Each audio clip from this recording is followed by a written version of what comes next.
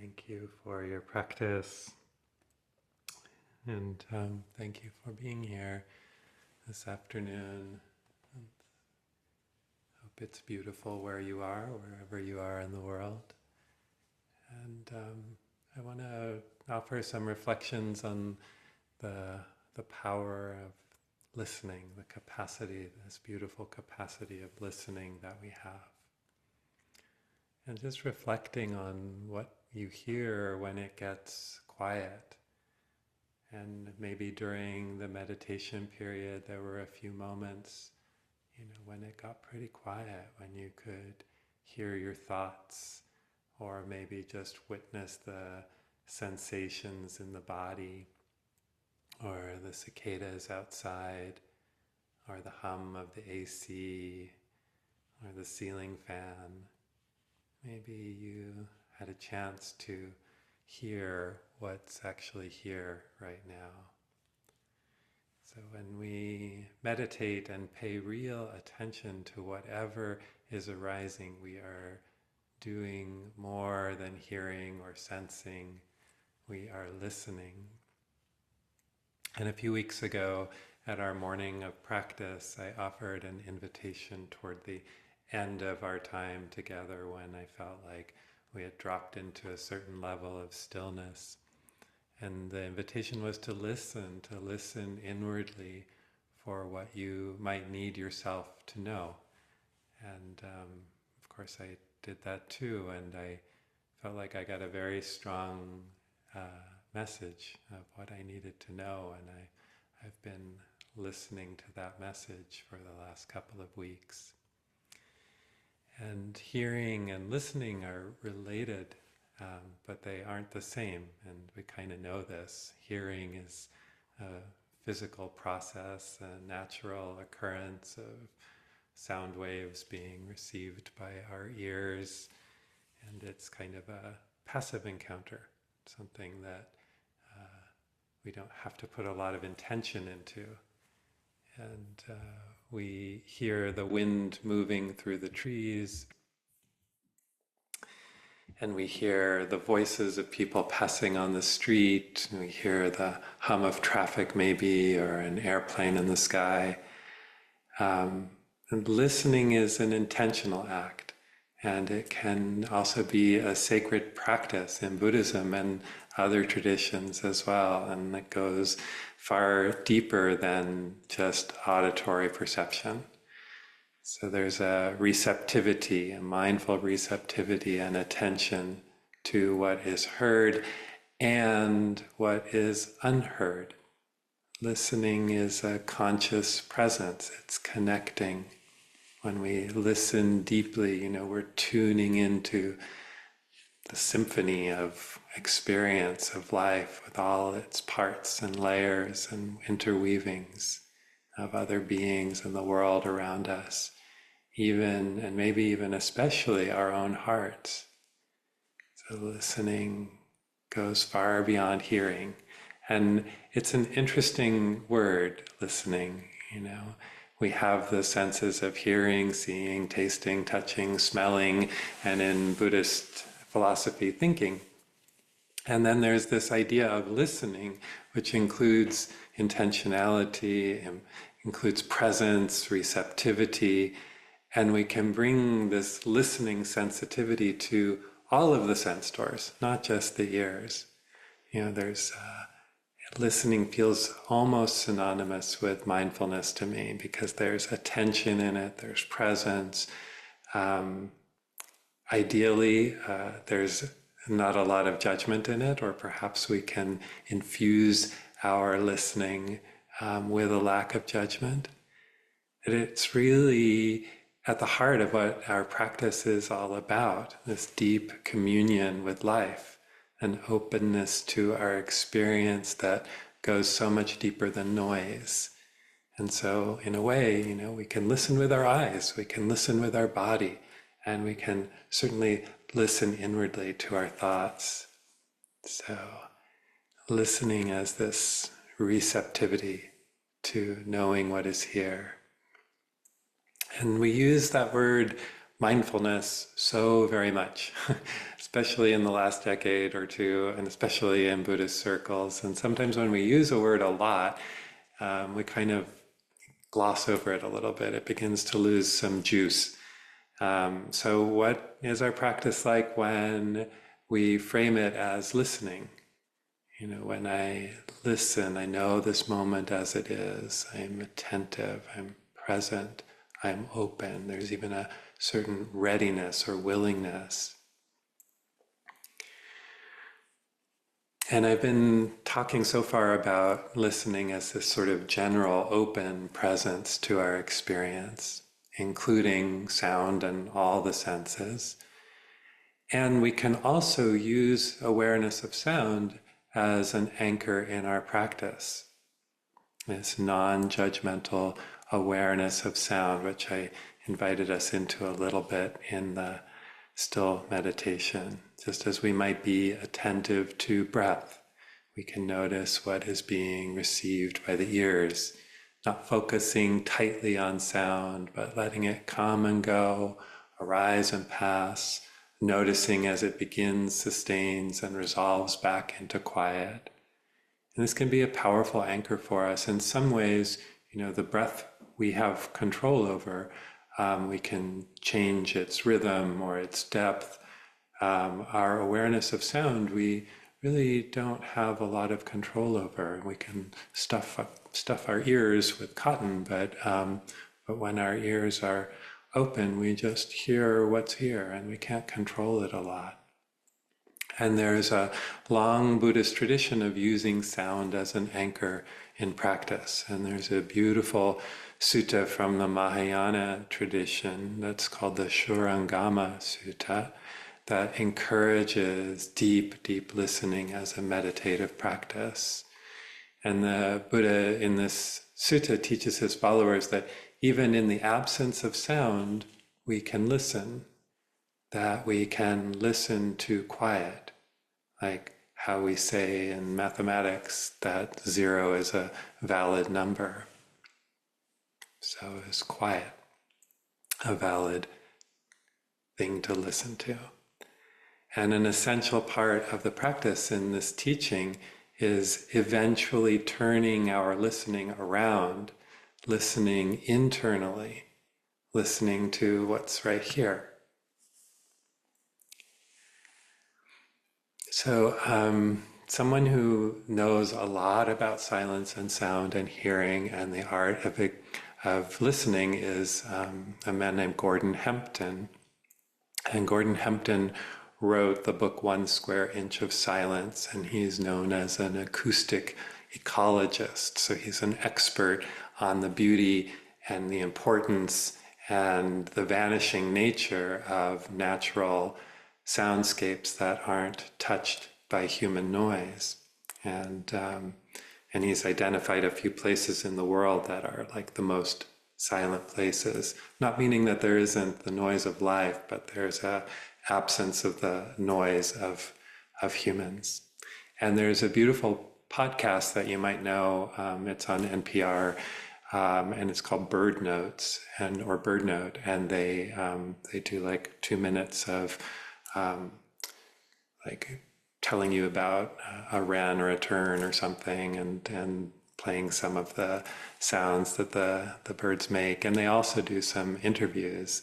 And a few years ago, they interviewed Gordon Hempton. And so I wanted to share some parts of the interview that he did with Ashley Ahern. And so he said, I think the first time I listened to a natural soundscape was when I was a child. And I would dive into the pool and I would let the air out so I would sink to the bottom of the pool. And I really enjoyed the pressure around my whole body. It was this swaddling effect. And when I was down there, I felt a calmness and isolation. You know, had I been a fish, it would not have been a silent experience. But with terrestrial ears, not much sound goes in. So it was that silence of the natural underwater world for me where I truly listened and didn't criticize it, didn't evaluate it. I simply took it all in.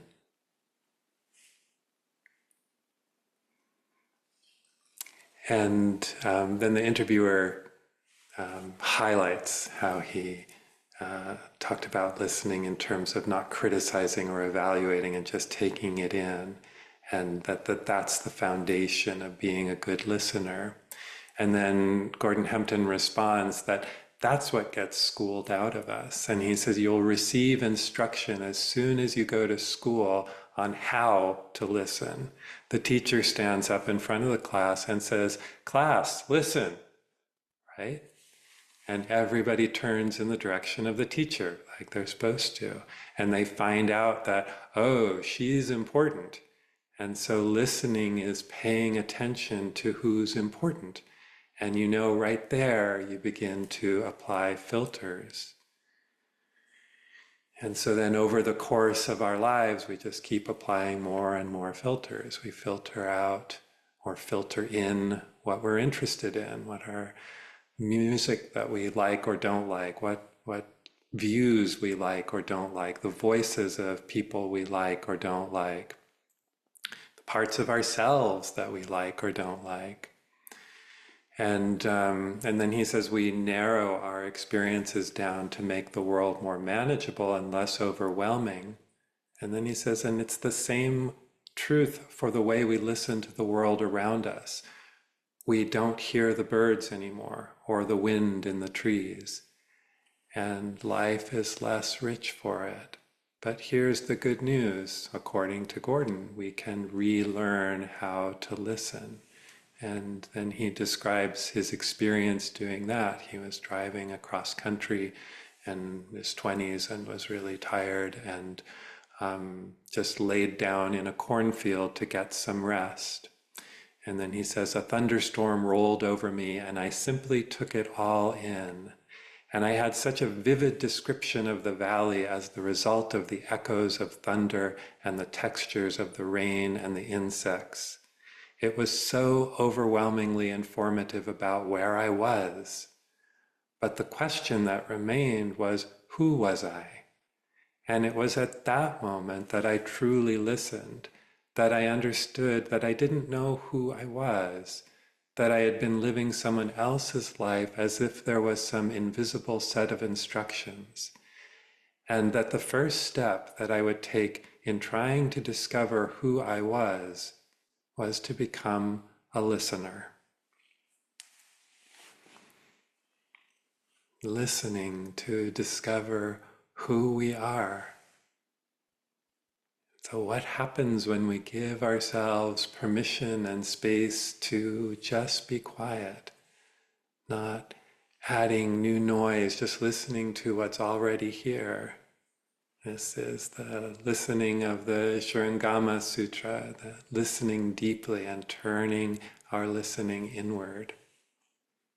And when we do that, sometimes our sense of self changes a bit.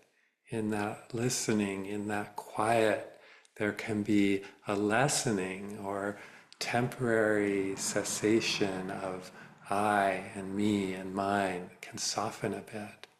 The separation, the clinging, the aversion lessens. We hear beneath the noise of disinformation and tribalism and media and political views. We listen deeply inside. And when we do that kind of deep listening inside regularly, then when we listen externally, we bring an added depth to that listening. So we begin to hear like the Bodhisattva Kuan Yin. So there's folks here who sometimes come to the Friday Metta group. You know, we talk a lot about Kuan Yin, the Bodhisattva of compassion. Avalokiteshvara is the Tibetan Buddhist form, and in that case, the gender is male. And then Kuan Yin in China, Canon in Japan, Kuan Am in Vietnam, and the gender is female. And so there's this universal bodhisattva of compassion, And in all of her forms, like universal in the sense that this bodhisattva is embedded in cultural Buddhism throughout Southeast Asia. And in all of her forms, wherever she takes form and is celebrated and revered, in all her forms, she is a listener. She who hears the cries of the world, she who listens. And we know deep listening is compassion, deep listening, generous listening. So there's this essential link between listening, really listening, and compassion and caring. When you talk to people or listen to the experience of people who do hospice work or chaplaincy, they'll often tell you that what is most needed by the people that they are serving is witnessing, is listening, simply listening and being with. And that to do that, you have to be comfortable in silence, comfortable in sharing silence with another, in offering that gift of presence, of deep listening. So Thich Nhat Hanh wrote, "Deep listening is the kind of listening that can help relieve the suffering of another person. You can call it compassionate listening. You listen with only one purpose, to help him or her to empty out their heart." To help someone to empty out their heart. So another person who knows a lot about this kind of listening is Rachel Naomi Remen, and she wrote Kitchen Table Wisdom and is a professor of integrative medicine and a person of deep compassion. And she wrote, "Listening creates a holy silence. When you listen generously to people, they can hear truth in themselves, often for the first time. Listening is the oldest and perhaps the most powerful tool of healing. It's often through the quality of our listening and not the wisdom of our words that we are able to effect the most profound changes in the people around us. When we listen, we offer with our attention an opportunity for wholeness. Our listening creates sanctuary. Our listening creates sanctuary for the homeless parts within the other person, that which has been denied, unloved, devalued by themselves and others, that which is hidden. A loving silence often has more power to heal and to connect than the most well-informed words."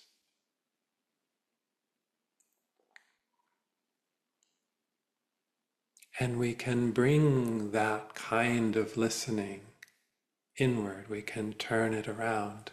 I think the Shurangama Sutta invites, turn that listening inward. We can listen to another with this kind of generous presence, and we can listen to ourselves, to our thinking, to our internal scripts, to our narratives, and the contents of our hearts, the deepest wishes of our hearts. All our thoughts are sounds, one Buddhist nun says, and I think they are sometimes images too, but the point is there are rich fields of sensation and experience to be known within, to be listened to. So is it possible to bring that same generous listening to ourselves, to our own denied, unloved, hidden places? We're so afraid to hear what we know sometimes. We're so afraid to witness our damaged places and our pain.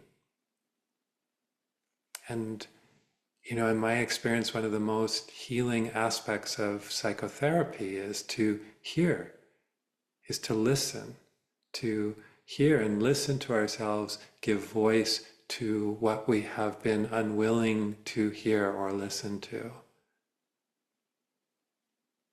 but that we know. Thich Nhat Hanh, compassionate listening is to listen with only one purpose, to help him or her empty their heart. What do I only speak to myself in whispers?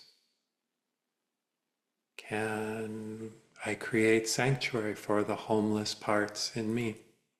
Can I listen to my fears and my own cries with that compassion of Kuan Yin? And in that listening, can there be some movement toward wholeness?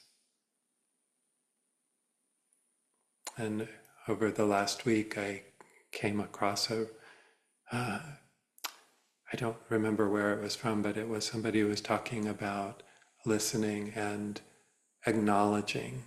And she said that the question that comes after is, you've been through a lot. What's important now? So listening to what is and what has been, and listening to what's important now. To where do you want to go? To what do you want to know? How do you want to be? And at some point we might even let go of our identification with thoughts, having really listened to them and known them and heard them. And then think of our thoughts as the natural phenomenon that they are, like birdsong or the rustle of leaves or traffic on the 10.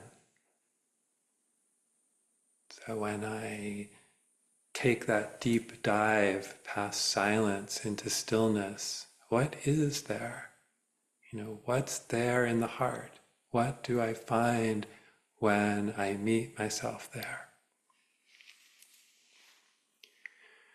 So about 20 years ago, I went on a hike with David and two friends not far from Mount Rainier in Washington State. And it was called Tolmy Peak Trail. And it was just an incredibly beautiful, beautiful day. And everything about where we were was crisp and clear, and it was late spring, and things were fresh and flowering, and the temperature was perfect, and my body was 20 years younger. And it was just an amazing, amazing time to be out in nature. And we were all walking along the trail, and I remember one of my friends who had a history of addiction and substance abuse saying to no one in particular, but really to herself, this is better than the best drug. So it was that kind of day. And I wasn't a Buddhist yet, but I was listening, and I was open, receptive, and I'd given up the religion of my youth, but I was listening for my practice, listening inwardly.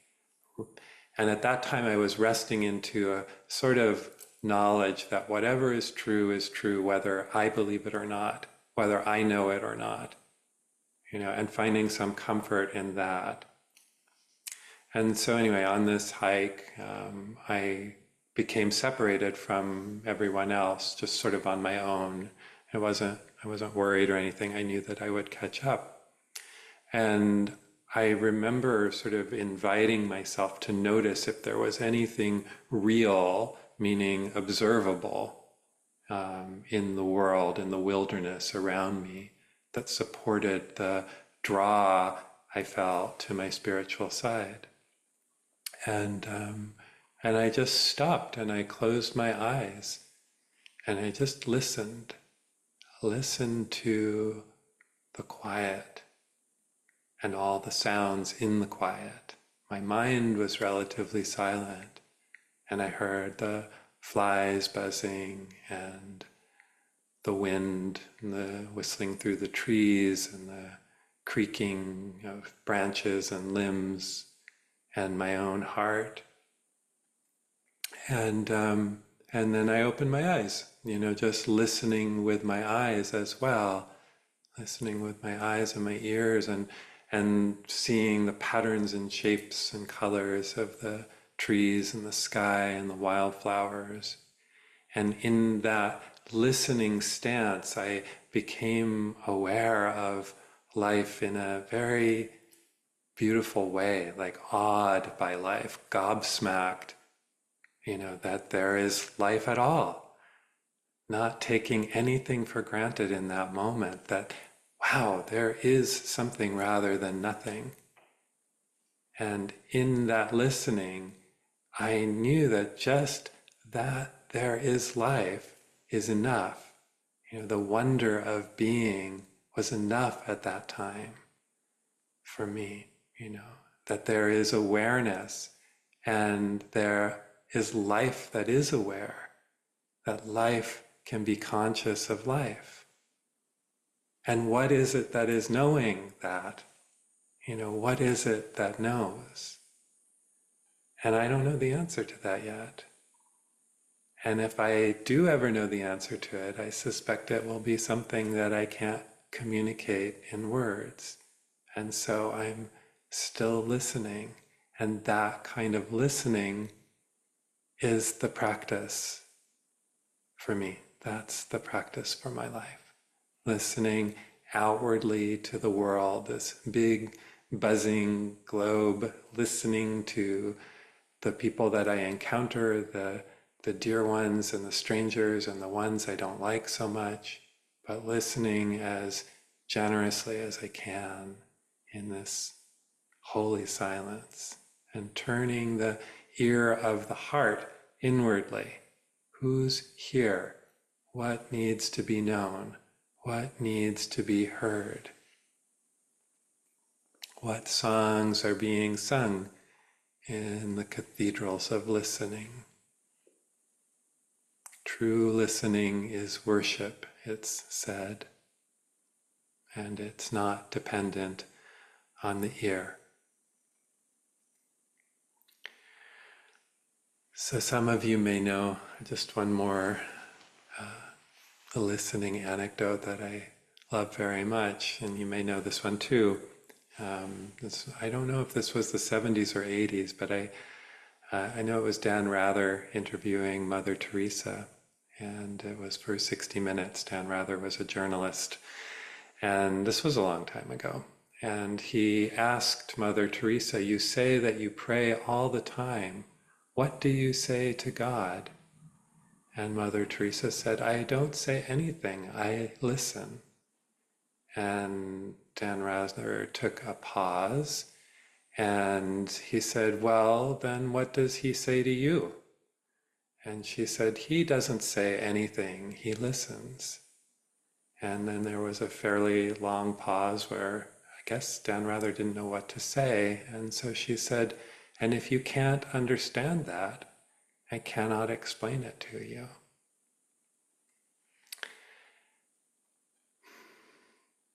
I came across another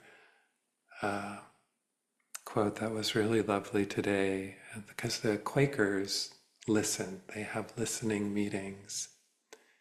And a woman who was writing about the meetings, Alexandra Bell, said, when we speak, we should speak as though Spirit is listening.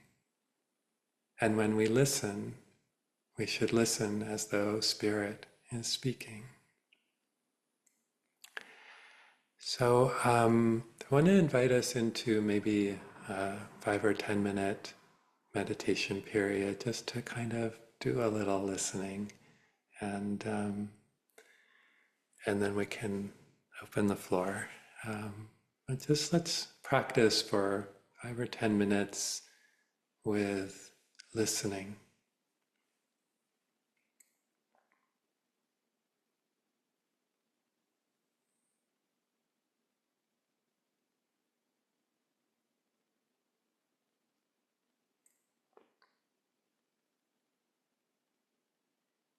And to get started, you might just work with the breath a little bit. And on the inhale, saying receiving, and the exhale, listening, just to sort of prime the pump.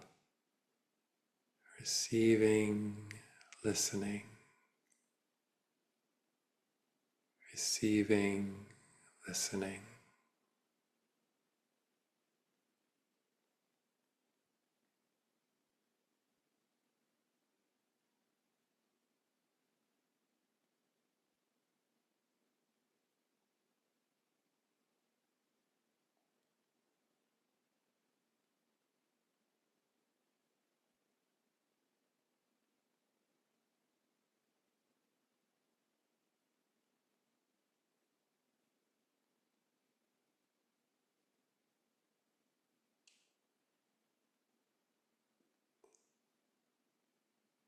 So just inviting that receptive, listening energy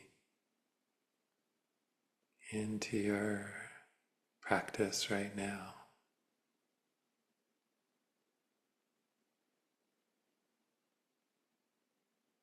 Receiving, listening.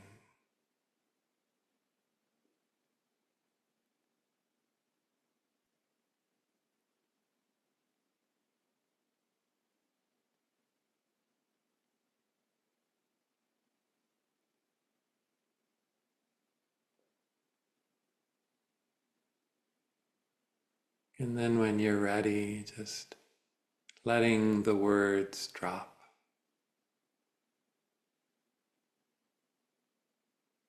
And just being aware of any sounds that are present wherever you are.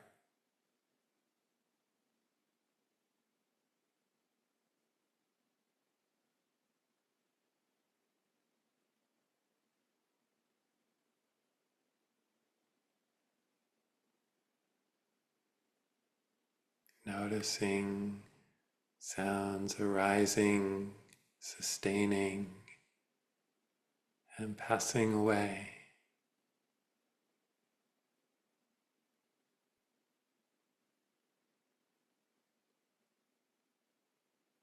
Nothing to hold on to or push away.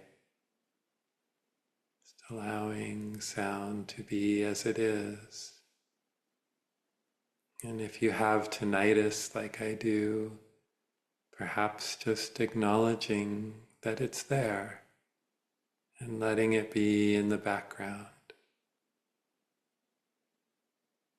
Just noticing the sounds that move in and out of your awareness.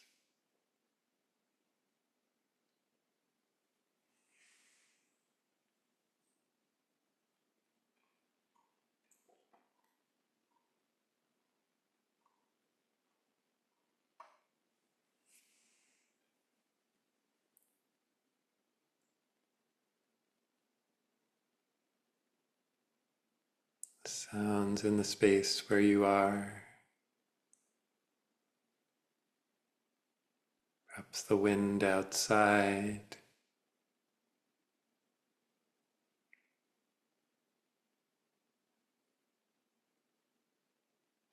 Fans and blowers inside.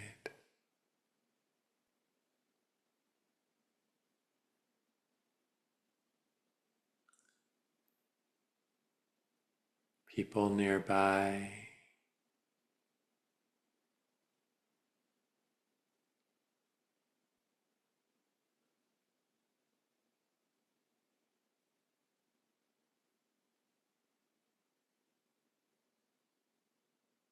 My voice.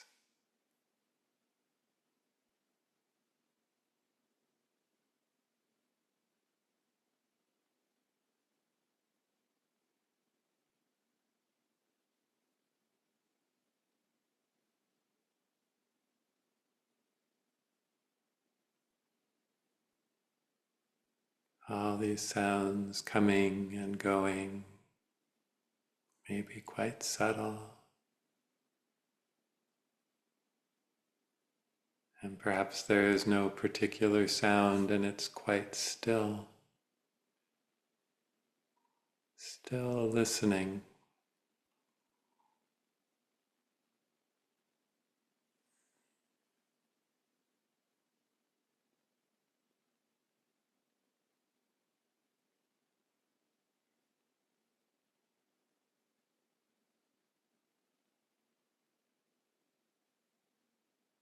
And noticing if the mind wants to tell a story about what's being heard, and coming back to just the sound, the bare awareness of sound.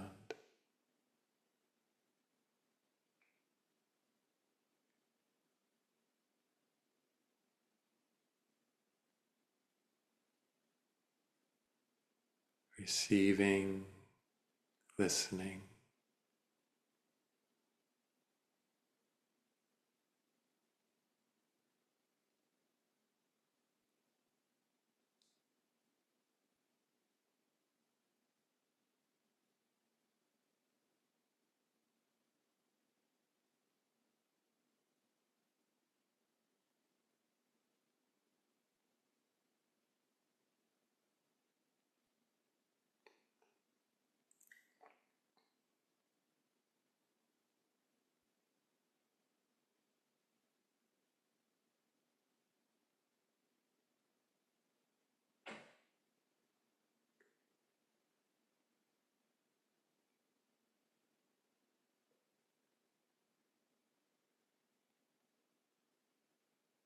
And then seeing, if you'd like, if you can expand that listening energy to include the body, include the heart-mind,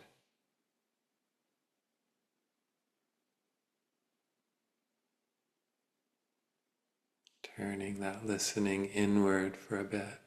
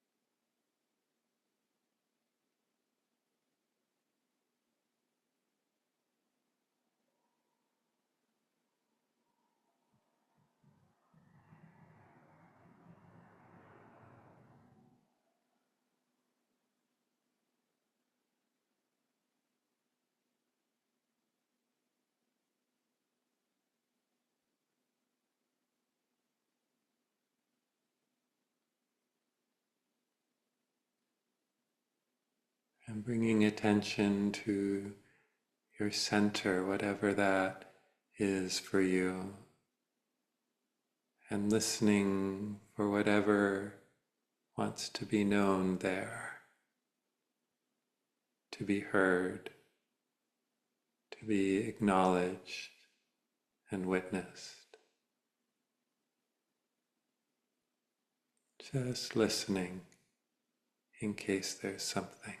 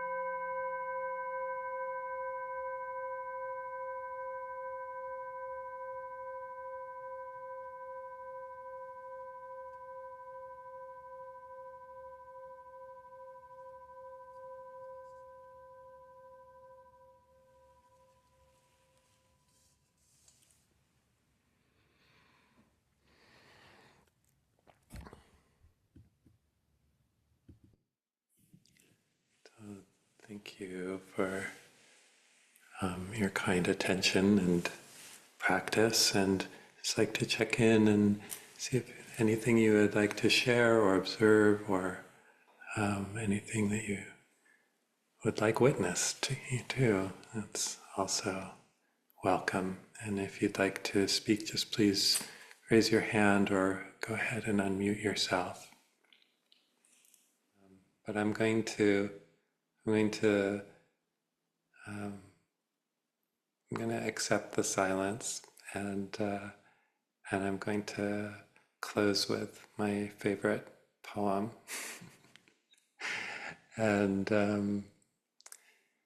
this one is by Rumi, and it's go past thoughts into silence, go past silence into stillness, go past stillness into the heart. Let love consume all that is left of you. Okay, friends, thank you so much for your practice and presence and support of ICD. And I'm not sure if Marisol mentioned, but we are doing a half day in August. I think it's August 20th. I don't think registration is up yet, but I believe it's Jokai, and it will be at the Maisel. And as always, we have our wonderful weekly schedule, and hope to see you on a Tuesday or a Wednesday or a Friday or a Sunday, and encourage you to bring that energy of living into your practice this week. And take care, and much love.